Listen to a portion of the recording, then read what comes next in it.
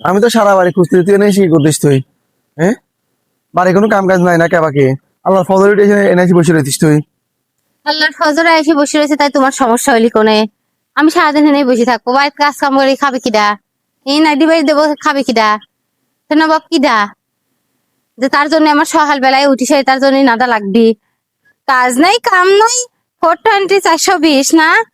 হ্যাঁ, কাম করা যায় না? আর খালি সকালে করে নাদি দাও নাদি দাও, নাদি পারবো না? যে নাদি দেয় তার নিয়ে আসো গা, আমি নাদি পারবো না। তোর কপালে এখনো শরীর নাই রে।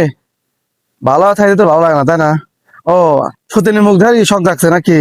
হ্যাঁ, সত্যি কথা তুই আবার তবে করিস, তুই সত্যি কথা এলাকার বিগত বনে আসবেন দেখলাম, বুঝছিস? ওরে আল্লাহ, চোর দেখ কয় কি!